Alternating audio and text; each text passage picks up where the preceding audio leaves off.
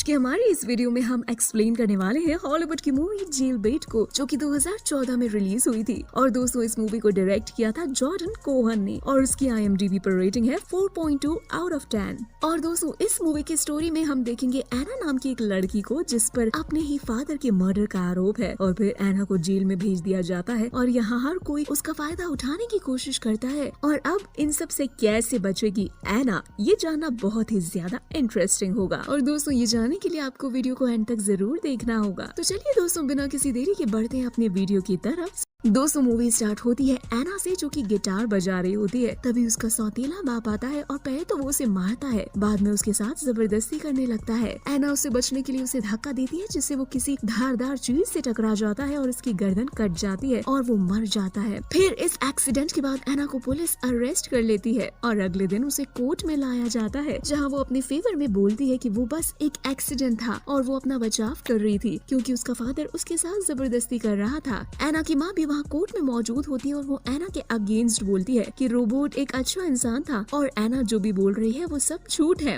जिस वजह से एना को जेल भेज दिया जाता है। और वहाँ उस जेल में कैदी के दो ग्रुप होते हैं, व्हाइट ग्रुप और प्ले ग्रुप। व्हाइट ग्रुप के लीडर का नाम होता है कॉडी और प्ले ग्रुप के लीडर का नाम होता है जॉय। इस जेल के जेलर का नाम फ्रैंक था और वो सबको इस जेल के रूल समझा कर वहाँ से चला जाता है। जेल में एना को एक लड़की के साथ रखा जाता है, जो ज्यादा बात नहीं करती और ज्यादातर अकेले ही रहती है। और एना को देखते ही वो उसकी तरफ अट्रैक्ट हो जाती है। अगले दिन जब सभी कैदियों को कंपाउंड में ले जाया जाता है, तभी कॉडी, जो कि व्हाइट ग्रुप की लीडर थी, वो उसके पास आती है और उसे अपने ग्रुप में ज्वाइन होने को कहती है, ताकि बाकी कैदी उसे परेशान न करें। लेकिन एना उसे मना कर देती है। लेकिन कॉडी कहती है कि ऐसा नहीं चलेगा, ये जेल ऐसा नहीं है जैसा तुम सोच रही हो, तुम्हें किसी ग्रुप को चुनना ही होगा, वरना तुम इस जेल में ज्यादा दिन नहीं टिक पाओगी। और कॉडी को समझाने के बाद भी एना कहती है कि मुझे किसी की मदद नहीं चाहिए, वो बस अकेले रहना चाहती है। एना के मना करने से बाकी की लड़कियां कॉडी की तरफ देखने लगती हैं, जिससे कॉडी को गुस्सा आता है और उसे लगता है कि एना ने उसकी बात ना मानकर सबके सामने उसकी बेइज्जती की। जिसके बाद कॉडी अपने ग्रुप की लड़कियों के साथ मिलकर एना को बहुत मारती है। और जब जिनी के पास आती है तो जिनी उसे हमदर्दी जताने के बहाने यहाँ वहाँ छूने लगती है, जिससे एना भी कंट्रोल नहीं रख पाती और उसके साथ इंटीमेट हो जाती है। वहीं जॉय एक बार एना को अकेला देखकर उसके साथ छेड़खानी करने लगती है और अब एना समझ चुकी थी कि बिना ग्रुप ज्वाइन करे वो वहाँ पर नहीं रह सकती और वो कॉडी के ग्रुप को ज्वाइन कर लेती है। कॉडी एना को उससे बदला लेने के लिए उकसाती है, जहाँ एना जॉय से जाकर लड़ती है और कॉडी ये सारी मूवमेंट फोन में रिकॉर्ड कर रही थी। और ये ड्रामा होता ही है कि वहाँ पर पुलिस आ जाती है और एना को नेगेट करके एक रूम में बंद कर देती है, जहाँ पर बहुत ठंड होती है। लेकिन फिर अगले दिन फ्रैंक उसे कहते हैं कि अगर तुम वहाँ से निकलना चाहती हो तो उसे उसके साथ फिजिकल रिलेशन बनाने होंगे, और उसकी बात वो मान लेती है और फ्रैंक उसका फायदा उठाता है। उसके बाद एना उसकी सेल में आती है तो कॉडी उसे ड्रग्स देकर उसके साथ फिजिकल हो जाता है। और नेक्स्ट डे जब जॉय एना से बदला लेने आती है तो वहाँ कॉडी के ग्रुप की लड़कियां भी आ जाती हैं और ग्रुप के बीच फाइट होती है, जहाँ फ्रैंक एना को ही ब्लेम करता है और उसे ब्लैकमेल करके वापस से उसके साथ रिलेशन बनाता है। साथ ही वो ये भी कहता है कि नेक्स्ट टाइम वो उसे माफ नहीं करेगा। और एना फिर वापस आती है और सारा गुस्सा जीनी पर निकालती है। जीनी डर जाती है और उसे खुद से दूर रहने के लिए कहती है, लेकिन इसी बीच गलती से जीनी का होठ कट जाता है और जब गार्ड सारे कैदियों को चेक करने आते हैं तो उन्हें जीनी का कटा हुआ होठ दिख जाता है और वो एना को फिर से फ्रैंक के पास भेज देते हैं। लेकिन इस बार फ्रैंक उसे कुछ नहीं करता, क्योंकि एना उसका मूड खराब कर देती है, ये कहकर कि वो उसका रेप करता है। लेकिन एना को भेजने से पहले वो उसे कहता है कि उनके बीच जो कुछ भी चल रहा है वो रेप नहीं कह सकते, और अगर उसे जानना है कि रेप क्या होता है तो वो उसे ऐसी जगह भेज सकता है जहाँ उसे अच्छी तरह पता चल जाएगा कि रेप क्या होता है। और फ्रैंक की बात सुनकर एना गुस्सा हो जाती है और कॉडी के पास आकर उसे नशा करने के लिए ड्रग्स मांगती है। और फिर कॉडी कहती है कि ये सब चीजें उसे अब खुद खरीदनी होंगी, हर बार वो उसकी मदद नहीं करेगी। और फिर एना कॉडी की बातों को गलत वे में ले लेती है और उसे कहती है कि उसे अकेले रहना है, वो उन लोगों के साथ नहीं रह सकती। एना की बात सुनकर कॉडी बुरा मान जाती है और वो अपनी सेल से उसे निकाल देती है। कॉडी के वहाँ से चले जाने के बाद एना दूसरे ग्रुप के पास जाती है, जो हर वक्त ड्रग्स के नशे में डूबे रहते हैं। एना उनके पास जाकर कहती है कि उन्हें भी इंजेक्शन चाहिए, जिसके बाद वो ड्रग्स के नशे में डूब जाती है। एना को ऐसी हालत में देखकर कॉडी को उसकी फिक्र होने लगती है और वो एना के पास जाकर उसे समझाने की कोशिश करती है, लेकिन एना नहीं मानती। और इधर अपोजिट ग्रुप वाली लड़कियों को पता चल चुका होता है कि एना अब कोडी से अलग हो चुकी है और उसके बाद वो एना का फायदा उठाती है, उसे बहुत मारती है, जिसके बाद एना और भी ड्रग्स लेने लगती है और एक दिन अब वो ड्रग्स लेने लग जाती है। तब कोडी वहाँ पर आती है और अपने ग्रुप के साथ मिलकर सभी ड्रग्स लेने वाली लड़कियों को खूब मारती है, जिसके बाद वहाँ की पुलिस को आना पड़ता है और पुलिस को देखकर एना अपना आपा खो देती है और खुद को नुकसान पहुँचाने की धमकी दे देती है, जिसके बाद फ्रैंक को गुस्सा आ जाता है और वो उसे न्यूड करके फिर से उसी ठंडे कमरे में बंद कर देता है और बहुत दिनों के लिए उससे तंग आकर एना सुसाइड करने की कोशिश करती है, जिसके बाद कई दिनों तक एना को हॉस्पिटल में रखा जाता है, जहाँ एना के सामने और भी मरीज थे जो ड्रग्स की वजह से तड़प कर मर रहे होते हैं। उन्हें देखकर एना को समझ आ जाता है कि वो ड्रग्स लेकर कितनी बड़ी गलती कर रही थी। इसके बाद एना ड्रग्स लेना छोड़ने का फैसला करती है और अपनी माँ से मिलती है। इस बार एना की माँ उसे कहती है कि उससे बहुत बड़ी गलती हो गई, वो उसे माफ कर दे, उन्हें कोर्ट के सामने झूठ नहीं बोलना चाहिए था। यहाँ पर वो अपनी गलती सुधारना चाहती है और वो कुछ भी करके अपने एना को अपनी जेल से बाहर निकाल कर रहेगी। और अपनी माँ से मिलकर जब एना आती है तो फ्रैंक उसे अपने ऑफिस में बुला लेता है और उसे अपनी तबीयत के बारे में पूछता है। तो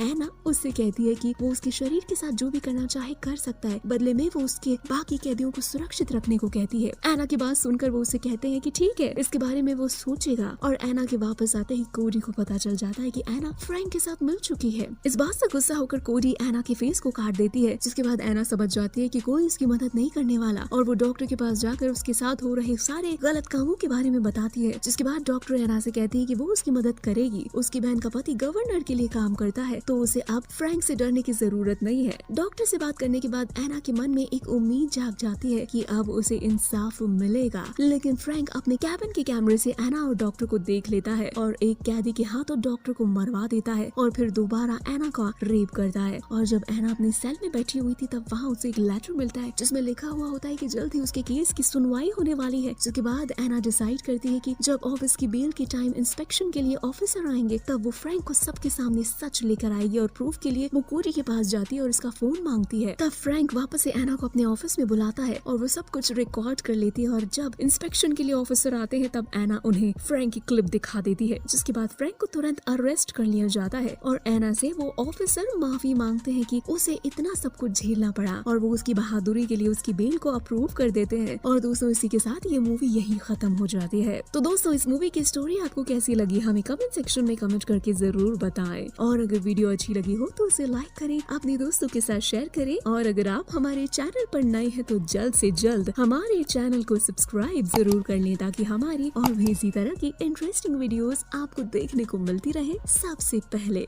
धन्यवाद।